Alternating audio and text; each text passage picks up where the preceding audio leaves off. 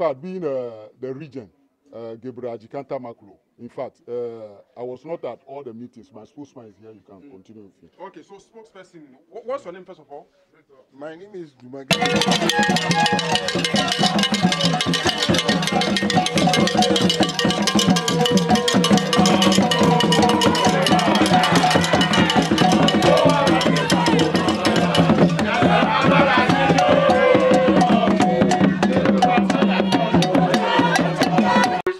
An Anlo man, and for that matter, a member of the EWES social group through the mother, the late Mama Victoria Agoti.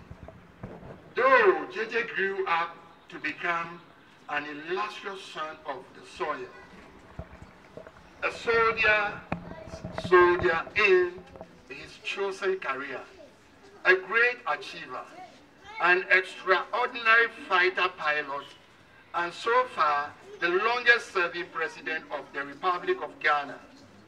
He consciously remained and died an Anlo man.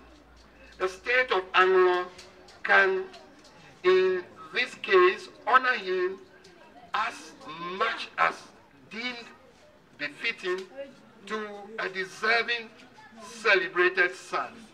But the body should necessarily return to its roots, to Anlo land, to its airway stock, for the observance of the necessary final burial rites. Right. Worthy of note is that despite all odds, he himself dutifully conveyed the last remains of his mother, Mama Victoria Agoti, home, and had her buried at Zelukope, their ancestors' home. JJ was not only a former president of Ghana, but he was also a properly installed Anlo chief, titled Togbi Mutifafan Bato at Tadzewu, and was installed at Anloga in 2016.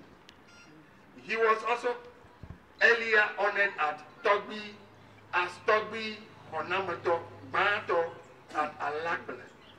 JJ was also a true member of Anlo cultural institutions where his exits must be properly observed and exited in privacy. Now that he is no more, and after giving him all the honor and respect due him in Accra, we, the people of Anlo, and for that matter, the entire Volta Ewe social group, hereby demand the release and the return of the body to Anlo chiefs through the Abadada of Anlo, Togbi Agbeshi Awusu II, for proper honoring and observances as Anlo traditional and customary practices and the usages required. We, the Asafo groups, the three Asafo groups of Anlo, and then the citizenry, are keenly aware of his place in the history of Ghana. We also appreciate the need for the state to honor him and have him buried at the newly created military cemetery as need be. But our chieftaincy customary practices and the usages also strongly demand that we do not pay our last respect to our departed chiefs and people of JJ's stature in public. So for conveniences, chiefs are always the last persons to send bodies of departed colleagues to the village. Hence, the need for this decision. This is not the first time that a request is being made for a former head of state to be buried among his people to ensure proper observances of customary beliefs and practices. Requests of this nature have been made at the various times in the history of Ghana. For example, this request was made for Dr. Kwame Nkrumah, Dr. Kwame Kofi Abrefa for his burial at Wenchi, his home. Ex-President Edward Akufo-Addo, the father of the reigning president, His Excellency Nana Addo Dankwa Akufo-Addo, for his burial at Chebik.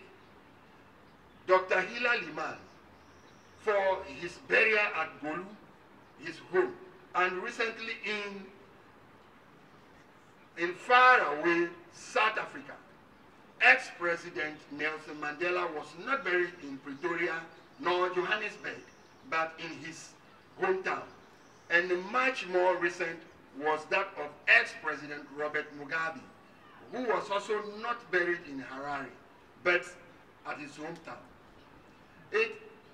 So it follows that every now and then, various cultural and ethnic groups often make requests of this nature to enable them meet stringent demands of their cultural practices and usages as need be.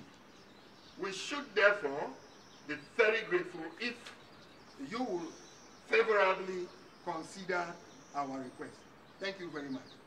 This is from the 3 wings of the Anlo state, the 3 Asafo groups of Anlo, the Anlo citizenry. Thank you very much.